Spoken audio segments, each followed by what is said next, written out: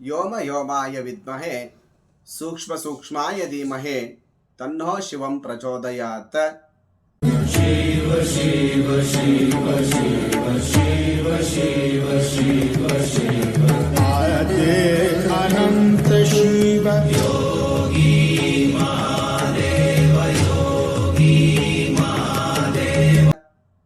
ಇವತ್ತಿನ ದಿವಸ Shakti Peetha YouTube channel ವತಿಯಿಂದ ಭಸ್ಮದ ವಿವರ, ವಿಭೂತಿಯನ್ನು ಹೇಗೆ ತಯಾರಿಸುತ್ತಾರೆ, ಅದರಿಂದ ಬರುವಂತಹ ಲಾಭಗಳು ಹೇಗೆ ಎನ್ನುವುದರ ವಿಸ್ತಾರವಾಗಿ ನಾವು ಇವತ್ತಿನ ದಿವಸ ಶಕ್ತಿಪೀಠ ಯೂಟ್ಯೂಬ್ ಚಾನಲಲ್ಲಿ ನಾವು ತಿಳಿಸ್ತಾ ಇದ್ದೇವೆ.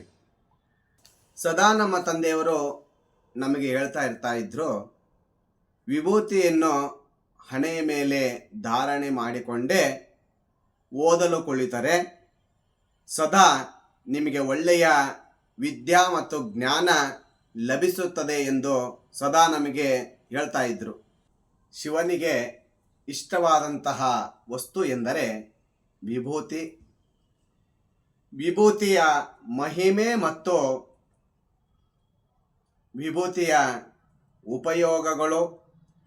ವಿಭೂತಿ ಅಂದರೆ ಇನ್ನೊಂದು ಅರ್ಥ ಭಸ್ಮ.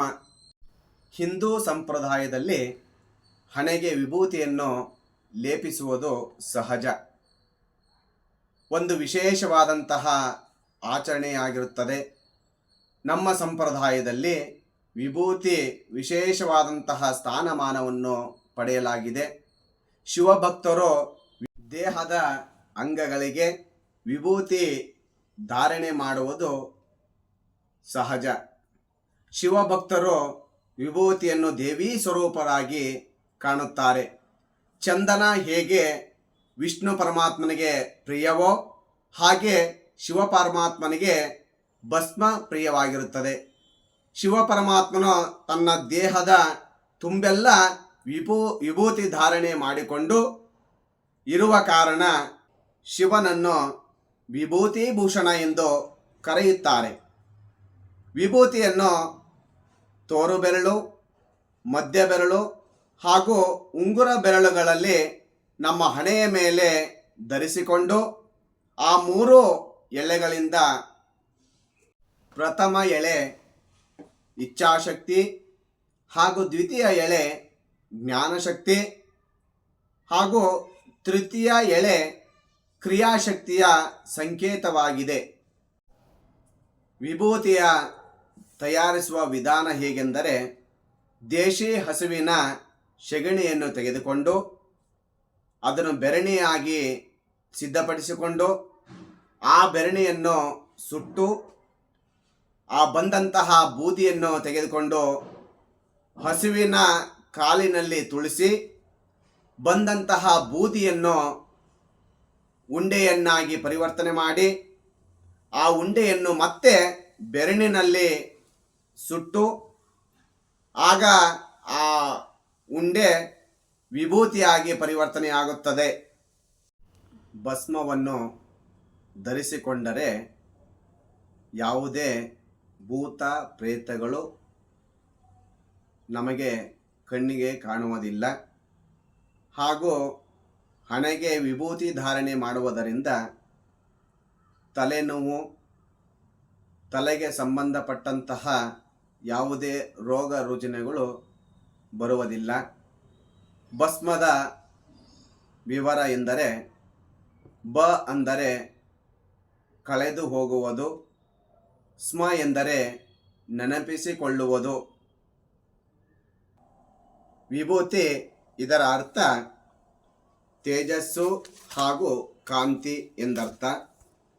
ಹಣೆಯ ಮೇಲೆ 2 ಉಬ್ಬುಗಳ ಮಧ್ಯದಲ್ಲಿ ಆಜ್ಞಾಚಕ್ರ ಇರುತ್ತದೆ.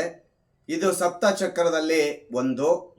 ಮನುಷ್ಯನ ಜೀವನದಲ್ಲಿ ಈ ಆಜ್ಞಾಚಕ್ರವು ಆರೋಗ್ಯಕರವಾಗಿರಲು ಸಹಾಯ ಮಾಡುತ್ತದೆ. ಒಂದು ಪುರಾಣದಲ್ಲಿ ಶಿವ ಪರಮಾತ್ಮರ ಅತಿ ಪ್ರಿಯವಾದಂತಹ ಒಂದು ಭಸ್ಮದ ಕತೆ ಬರುತ್ತದೆ. ಏನೆಂದರೆ, ಲಕ್ಷ್ಮಿ ಹಾಗೂ ಸರಸ್ವತಾ ದೇವಿಯು ಬಂಗಾರ ಹಾಕಿಕೊಂಡಿರುವುದನ್ನು ನೋಡಿ ಆಗ ಪಾರ್ವತಾದೇವಿಯು ನಾನೂ ಸಹಿತ ಬಂಗಾರವನ್ನು ಹಾಕಿಕೊಳ್ಳಬೇಕೆಂಬ ಬಯಕೆಯಿಂದ ಶಿವ ಪರಮಾತ್ಮನ ಬಳಿಗೆ ಹೋಗಿ ತನ್ನ ಬಯಕೆಯನ್ನು ಹೇಳಿಕೊಳ್ಳುತ್ತಾಳೆ. ಆಗ ಪರಮಾತ್ಮನು ಒಂದು ಚಿಟಿಕೆ ಭಸ್ಮವನ್ನು ಪಾರ್ವತಾದೇವಿಯ ಕೈಯಲ್ಲಿಟ್ಟು ಕುಬೇರನು ಆ ಭಸ್ಮಕ್ಕೆ ಸರಿಸಮಾನವಾದಂತಹ ಬಂಗಾರವನ್ನು ಕೊಡುತ್ತಾನೆ ಎಂದು ಹೇಳಿದಾಗ ಆಗ ಪಾರ್ವತಾದೇವಿಯನ್ನು ಕುಬೇರ ವಾಸಸ್ಥಳವಾದಂಥ ಅಲ್ಕಾಪುರ ಎಂಬ ಸ್ಥಳಕ್ಕೆ ಕಳಿಸಿಕೊಡುತ್ತಾರೆ. ಆಗ ಪಾರ್ವತಾದೇವಿಯು ಕುಬೇರನ ಬಳಿಗೆ ಹೋಗಿ ತನ್ನ ಶಿವ ಪರಮಾತ್ಮನು ಕೊಟ್ಟಂತಹ ಒಂದು ಚಿಟಿಕೆ ಭಸ್ಮವನ್ನು ಕುಬೇರನ ಕೈಯಲ್ಲಿ ಕೊಟ್ಟು ಆಗ ಪಾರ್ವತಾದೇವಿಯು ಕುಬೇರನ ಬಳಿಗೆ ಹೋಗಿ ಆ ಚಿಟಿಕೆ ಭಸ್ಮಕ್ಕೆ ಸರಿಸಮಾನವಾದಂತಹ ಬಂಗಾರವನ್ನು ಕೇಳುತ್ತಾಳೆ. ಆಗ ಕುಬೇರನು ಒಂದು ಕಡೆ ಭಸ್ಮವನ್ನು ಹಾಗೂ ಇನ್ನೊಂದು ಕಡೆ ತನ್ನಲ್ಲಿರ್ತಕ್ಕಂತಹ ಬಂಗಾರವನ್ನು ಇಡುತ್ತಾನೆ. ಆ ಬಂಗಾರವನ್ನು ಇಟ್ಟರೂ ಸಹಿತ ಆ ತಕ್ಕಡಿ ಮೇಲೇಳಲಿಲ್ಲ. ಆಗ ಕುಬೇರನು ಆ ತಕ್ಕಡಿ ಮೇಲೇಳದ ಕಾರಣ ಒಂದು ಚಿಟಿಕೆ ಭಸ್ಮಕ್ಕೆ ಸರಿಸಮಾನವಾದದ್ದು ಯಾವುದೂ ಇಲ್ಲ ಎಂದು ಕೈ ಮುಗಿದು ಬಿಡುತ್ತಾನೆ. ಪಾರ್ವತಾದೇವಿಗೆ ತನ್ನ ಪತಿಯಲ್ಲಿರುವಂತಹ ಭಸ್ಮದ ಮಹಿಮೆ ಅರಿವಾಗುತ್ತದೆ. ನನಗೆ ಬಂಗಾರ ಬೇಡ, ನನ್ನ ಪತಿ ಕೊಟ್ಟಿರುವಂತಹ ಭಸ್ಮವೇ ಸಾಕು ಎಂದು, ಅದೇ ನನಗೆ ಬಂಗಾರ ಎಂದು ಹಣೆಗೆ ಭಸ್ಮವನ್ನು ಧರಿಸುತ್ತಾಳೆ. ವಿಭೂತಿಯನ್ನು ಧರಿಸುವುದಕ್ಕೆ ಯಾವುದೇ ಗಂಡು ಹೆಣ್ಣು ಭೇದವಿಲ್ಲ ಹಾಗೂ ಯಾವುದೇ ಜಾತಿ ಮತಗಳು ಭೇದವಿಲ್ಲ. ವಿಭೂತಿಯು ಕೆಟ್ಟದ್ದನ್ನು ನಾಶ ಮಾಡುವಂತಹ ಶಕ್ತಿ ಹೊಂದಿರುತ್ತದೆ.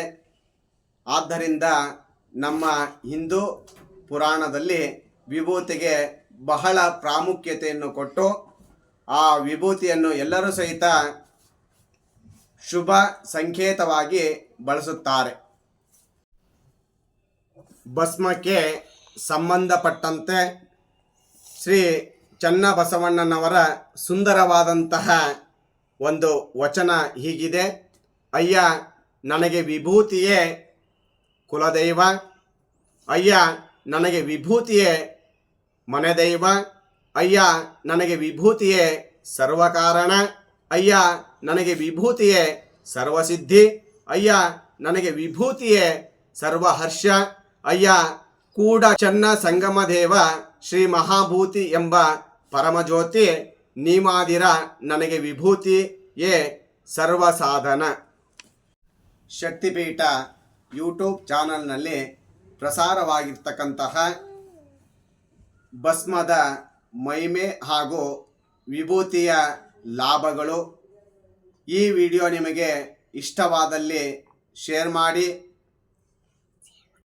ಶಕ್ತಿಪೀಠ ಯೂಟ್ಯೂಬ್ ಚಾನಲ್ನಲ್ಲಿ ಪ್ರಸಾರವಾಗಿರ್ತಕ್ಕಂತಹ ಭಸ್ಮದ ಮಹಿಮೆ ಹಾಗೂ ವಿಭೂತಿಯ ಮಹತ್ವವನ್ನು ತಿಳಿಸಿದಂತಹ ಈ ವಿಡಿಯೋ ನಿಮಗೆ ಇಷ್ಟವಾದಲ್ಲಿ ಲೈಕ್ ಮಾಡಿ ಹಾಗೂ ನಿಮ್ಮ ಸ್ನೇಹಿತರೊಂದಿಗೆ ಶೇರ್ ಮಾಡಿ. ಈ ವಿಡಿಯೋದ ಯಾವುದೇ ಒಂದು ಗೊಂದಲವಿದ್ದಲ್ಲಿ ಶಕ್ತಿಪೀಠ ಯೂಟ್ಯೂಬ್ ಚಾನಲ್ಗೆ ಕಮೆಂಟ್ ಮೂಲಕ ತಿಳಿಸಿ. ಹಾಗೂ ಇನ್ನೂ ಹೊಸ ವಿಷಯಗಳಿಗಾಗಿ ಶಕ್ತಿಪೀಠ ಯೂಟ್ಯೂಬ್ ಚಾನಲ್ಗೆ ಸಬ್ಸ್ಕ್ರೈಬ್ ಆಗಿ. ವಂದನೆಗಳು.